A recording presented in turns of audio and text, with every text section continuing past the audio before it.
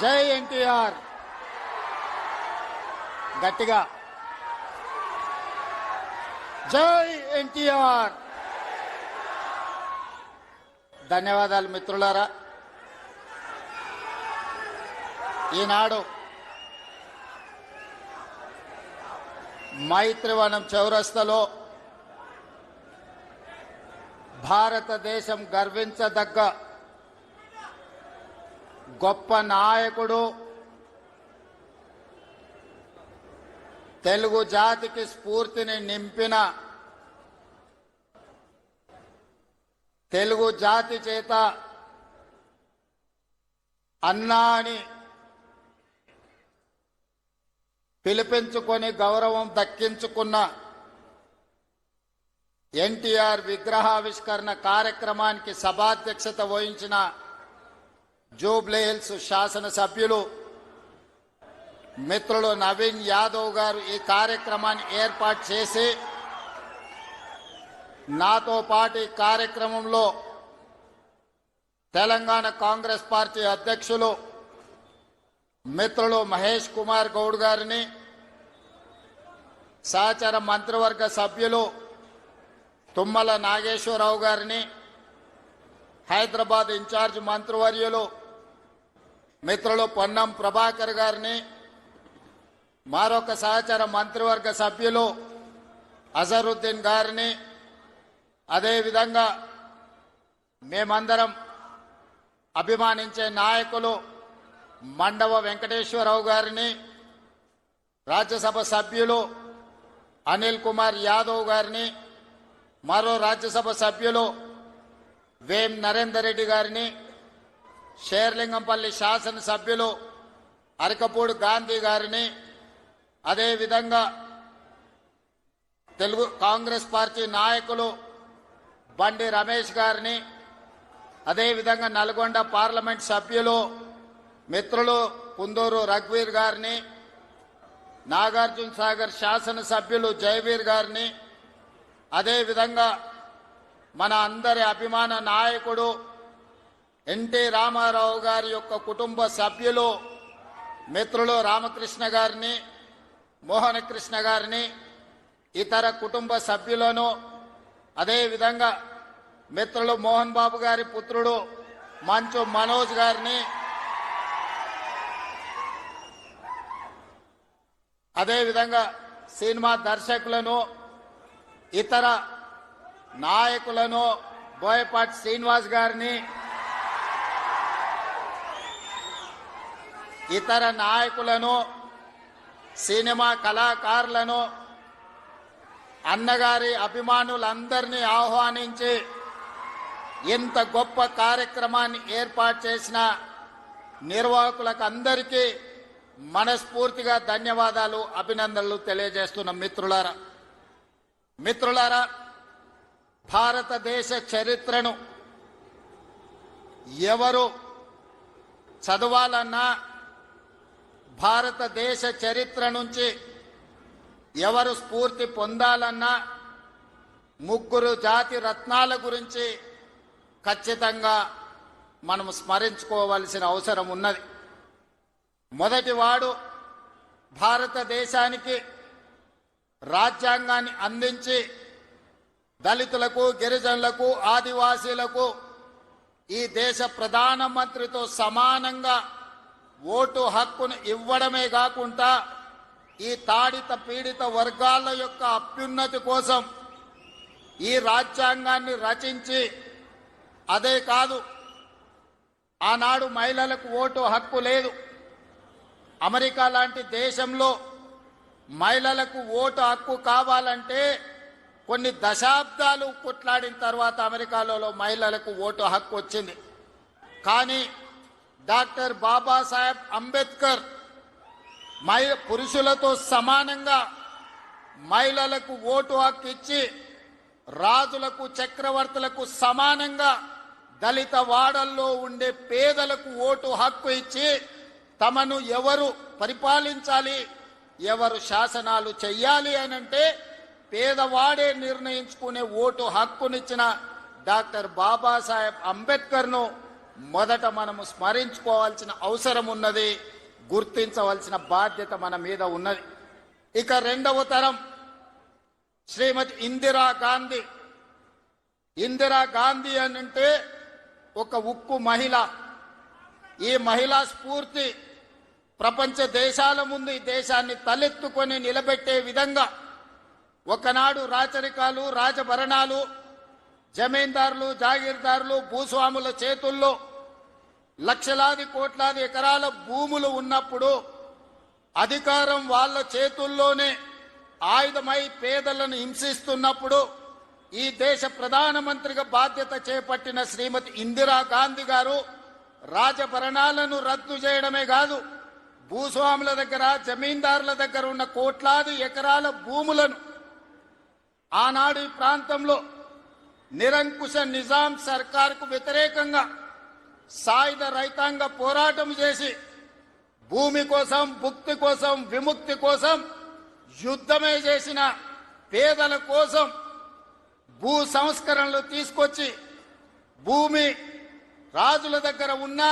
భూస్వాముల దగ్గర ఉన్న ఆ భూములను ప్రభుత్వం గుంజుకొని అసైన్మెంట్ పట్టాల పేరు మీద లక్షలాది ఎకరాలను దళితులకు, గిరిజనులకు, ఆదివాసీలకు పంచిపెట్టి భూమి హక్కును ఈ పేదలకు అందించిన గొప్ప నాయకురాలు శ్రీమతి ఇందిరాగాంధీ గారు.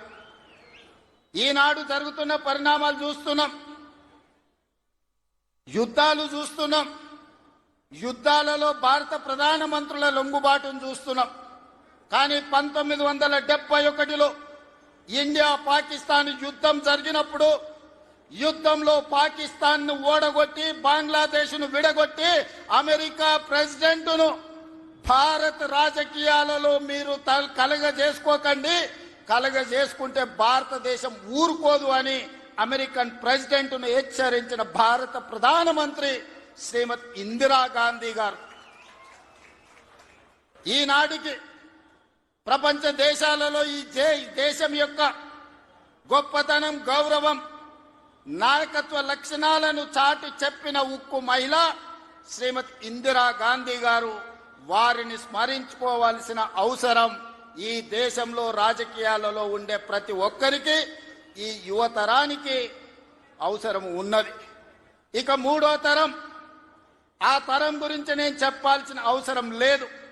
మూడు పదాలు, ఎన్టీఆర్. ఈ 3 అక్షరాలు నీతి, నిజాయితీ, నిబద్ధత, ఉక్కు సంకల్పం కలిగిన నాయకుడు ఎవరైనా ఉన్నారు ఈ దేశంలో అంటే తెలుగు జాతి గర్వించదగ్గ బిడ్డ ఎన్టీఆర్. డాక్టర్ బాబాసాహెబ్ అంబేద్కర్, శ్రీమతి ఇందిరాగాంధీ, అన్న ఎన్టీఆర్ ఈ భారతదేశ జాతి రత్నాలు.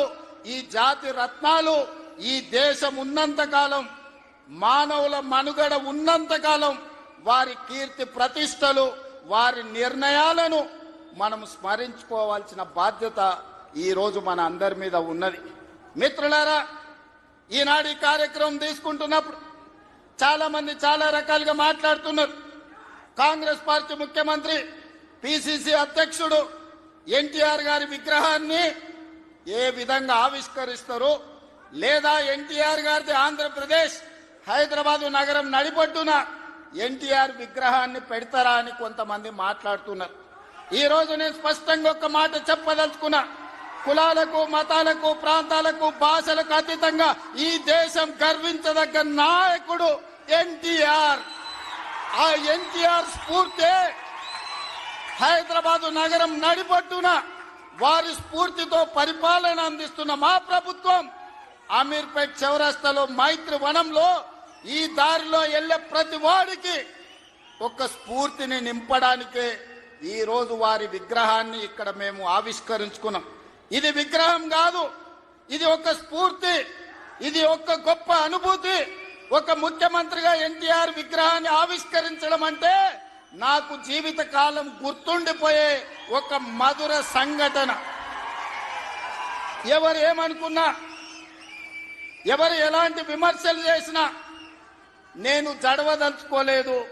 నేను చెప్పదలుచుకున్నా ఆనాడు శ్రీమతి ఇందిరాగాంధీ గారు ఈ తెలంగాణ ప్రాంతం నుంచి ఒక పివి నరసింహారావు గారిని, ఒక మర్రి చెన్నారెడ్డి గారిని, ఒక పి శివశంకర్ గారిని, ఒక వెంకటస్వామి లాంటి నాయకులను అందిస్తే ఈ తెలంగాణ ప్రాంతానికి అన్న ఎన్టీ రామారావు గారు ఓ మండవ, ఓ తుమ్మల నాయకత్వాన్ని తెలంగాణకు అందించిండు. ఓ మాధవరెడ్డి, ఓ జానారెడ్డి నాయకత్వాన్ని అందించిండు. ఓ దేవేందర్ గౌడ్ నాయకత్వాన్ని అందించిండు. ఓ కడియం సిఆరి, ఒక మోత్కుపల్లి నరసింహుల లాంటి నాయకులను ఈ తెలంగాణకు అందించిండు. అంతెందుకయ్యా, ఈనాడు ఉపన్యాసాలు ఇస్తున్న బీఆర్ఎస్ నాయకుడు కల్వకుంట్ల చంద్రశేఖర్ రావుకి రాజకీయ భిక్ష పెట్టింది ఎవరు? అన్న లేకుంటేనే మీరు నాయకులు అయ్యిండ్రా? అన్న నీడను బతికిన మీరు అన్నగారి గురించి తక్కువ చేసి మాట్లాడు మీకు మంచిదా? వారే కాదు, వారి పేరు పెట్టుకున్న వాళ్ళు కూడా ఈరోజు నాయకులుగా చలామణి అవుతున్నారు. ఆయన ప్రోత్సాహం ఇచ్చి, ఆయన భుజము తట్టి, ఆయన ఒక అవకాశం ఇచ్చిన ఓ తుమ్మల, ఓ మండల, ఓ మండవ, ఓ జానా, ఓ మాధవరెడ్డి, ఓ దేవేందర్ గౌడ్, ఓ కడియం సిఆరి, ఓ మోత్కుపల్లి నరసింహులే కాదు, తెలంగాణలో నాయకత్వాన్ని వహిస్తున్న కల్వకుంట్ల చంద్రశేఖరరావును కూడా ఎన్టీ రామారావు గారికి గుర్తించే రాజకీయ అవకాశాలు కల్పించిన సంగతి ఎవరు మరవద్దు. ఇది చరిత్ర. ఇంకొంతమంది ఆయన పేరు మీదనే చలామణి అవుతున్నారు. కొంతమంది నకిలీలు ఎప్పుడు ఉంటారు. వాళ్ళ ఆలోచనలు ఎట్లుంటాయో కూడా మనం చూస్తున్నాం. అందుకే ఇవాళ మిత్రులారా, ఈనాడు మేము అందిస్తున్న ఇందిరమ్మ ఇల్లు కావచ్చు, ఆనాడు ఎన్టీఆర్ గారు మొదలుపెట్టిన పక్కా ఇళ్ల పథకమే ఈనాడు ఇందిరమ్మ ఇళ్ల పథకం అని నేను ఈరోజు గర్వంగా చెప్పదలుచుకున్నా. ఈనాడు 3,24,00,000 మంది సన్న బియ్యం ప్రతి పేదవాడు దళిత వాడల్లో అన్నం తింటున్నాడంటే, సంటి పిల్లలకు బుక్కెడు పువ్వ తినిపిస్తున్నారంటే ఆ స్ఫూర్తి వెనకాల అన్న 2 రూపాయల కిలో బియ్యం పథకం ఉన్నదని నేను ఈరోజు చెప్పదలుచుకున్నా. ఇవాళ మేము ఇందిరమ్మ చీరలు ఇస్తున్నాం ఆడబిడ్డలకు. పండుగ పూట నాడు పెట్టే మేము చీర సారెగా భావించి ఈనాడు పాలపిట్టల లెక్క ఈరోజు మా ఆడబిడ్డలు చీర కట్టుకుంటున్నారు. దీనికి స్ఫూర్తి ఆనాడు ఎన్టీఆర్ జనతా వస్త్రాలు పేదవాళ్ళకు అందించి కూడు గుడ్డ నీడ అని ఎన్టీఆర్ ఏదైతే ఆలోచన చేసిండో ఆ స్ఫూర్తి ఈనాడు మా ప్రభుత్వంలో అమలు చేస్తున్న సంక్షేమ పథకాలలో కనిపిస్తుంది. మీరు ఒక్కసారి ఆలోచన చేయండి. ఈనాడు వైఎస్ఆర్ ప్రకటించిన ఉచిత కరెంటు కావచ్చు, ఈనాడు రైతులకు మేము అందిస్తున్న 24 గంటల ఉచిత కరెంటు, దీనికి స్ఫూర్తి ఆనాడు అన్న ఎన్టీఆర్ 50 రూపాయలకే హార్స్ పవర్ అని రైతాంగాన్ని ఆదుకోవడానికి వారు అందించిన విద్యుత్తే, వారు అందించిన శక్తే ఈనాడు ఉచిత విద్యుత్తు అని నేను చెప్పదలుచుకున్నా. ఇవాళ మిత్రులారా, ఆనాడు ఎస్సీల కోసం, ఎస్టీల కోసం, మైనారిటీల కోసం అమ్మ ఇందిరమ్మ పాటుపడితే బలహీన వర్గాల కోసం అన్న ఎన్టీఆర్ పాటుపడ్డాడు. ఇవాళ బలహీన వర్గాలు, పాలితులుగా ఉన్న బలహీన వర్గాలు ఈరోజు పాలకులుగా మారినరు అని అంటే అన్నగారి యొక్క ఆశీర్వాదం తెలంగాణ సమాజానికి అందబట్టే పాలితులుగా ఉన్న బలహీన వర్గాలు ఈరోజు పాలకులుగా మారినరు.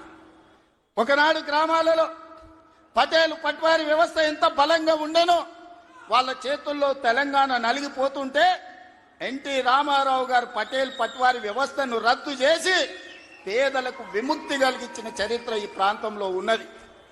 ఆనాడు ఇందిరాగాంధీ గారు సాయుధ రైతాంగ పోరాటాన్ని స్ఫూర్తిగా తీసుకొని దళితులకు, గిరిజనులకు, ఆదివాసీలకు భూ పంపకాలు చేపట్టి అసైన్మెంట్ పట్టాలు ఇచ్చి గ్రామాలలో ఉన్న పేదలకు ఆత్మ గౌరవాన్ని ఇందిరాగాంధీ గారు అందిస్తే పటేలు పట్వారి వ్యవస్థను రద్దు చేసి బలహీన వర్గాల ఆత్మగౌరవంతో బతికే అవకాశం ఎన్టీ రామారావు గారు కల్పించారు. మిత్రులారా, ఇవాళ ఎక్కడైనా చూడండి మా ప్రభుత్వం అమలు చేస్తున్న సంక్షేమం, మా ప్రభుత్వం అమలు పరుస్తున్న అభివృద్ధి ఇందిరాగాంధీ గారో ఎన్టీఆర్ గారో వారి స్ఫూర్తి కనిపిస్తుంది. ఈరోజు ఇందిరమ్మ ఆశీర్వాదం, అన్న ఎన్టీఆర్ స్ఫూర్తి ఈరోజు మా ప్రజా పాలనలో కనిపిస్తుంది, మా ప్రభుత్వంలో కనిపిస్తుంది, మా నిర్ణయాలలో కనిపిస్తుంది.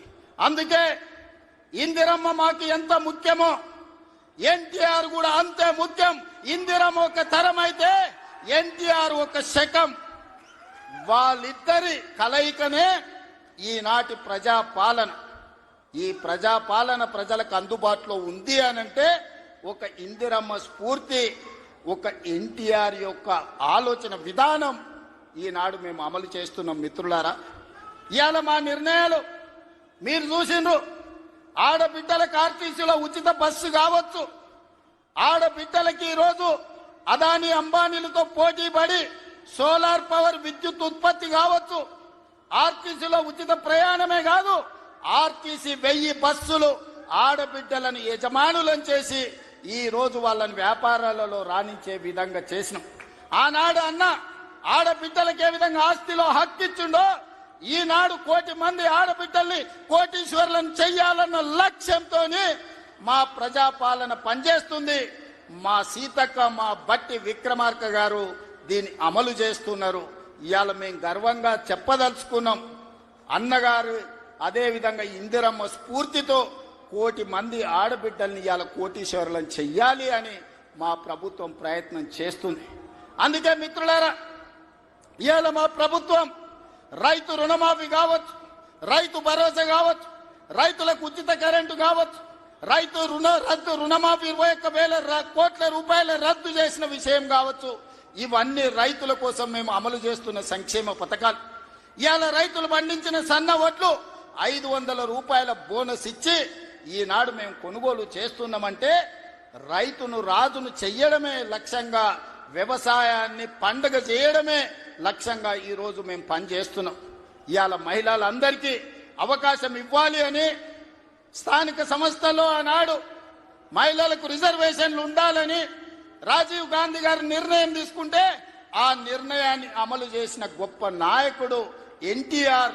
ఈ రోజు స్థానిక సంస్థల్లో ఆడబిడ్డలకు 50% అవకాశాలు ఆనాడు రాజీవ్ గాంధీ నిర్ణయం తీసుకుంటే ఎన్టీఆర్ అమలు చేస్తే ఈ రోజు ఆడబిడ్డలకు స్థానిక సంస్థల్లో ఈ రోజు రిజర్వేషన్లు వచ్చినాయి. ఆ స్ఫూర్తితో ఈనాడు శాసనసభలో, లోక్సభలో మహిళలకు రిజర్వేషన్లు ఉండాలి, 33% ఇవ్వాలి అని ఈ వేదిక మీద ఉన్న మేమందరం కట్టుబడి ఉన్నాం. రాబోయే ఎన్నికలు 33% రిజర్వేషన్లు ఈ రోజు మహిళలకు ఇచ్చే విధంగా మేము ముందుకు వెళ్తామని నేను తెలియజేస్తున్నాను. మిత్రులారా, ఆనాడు యువకులు 25-26 ఏళ్ల యూనివర్సిటీలో చదువుకున్న పిల్లలకు, మారుమూల ప్రాంతాలలో ఉన్న పేదలకు ఏ విధంగా అయితే ఎన్టీఆర్ గారు టికెట్లు ఇచ్చి గెలిపించిండో ఈనాడు మా ప్రభుత్వంలో కూడా ఒక మందుల సామెల్, ఒక ఎడమ బొచ్చు లాంటి వాళ్ళు అత్యంత నిరుపేదలు, ఇందిరమ్మ ఇండ్లలో ఉండే పేదలు రూపాయి లేకపోయినా టికెట్లు ఇచ్చి ఇవాళ ఎమ్మెల్యేలను చేసినాం.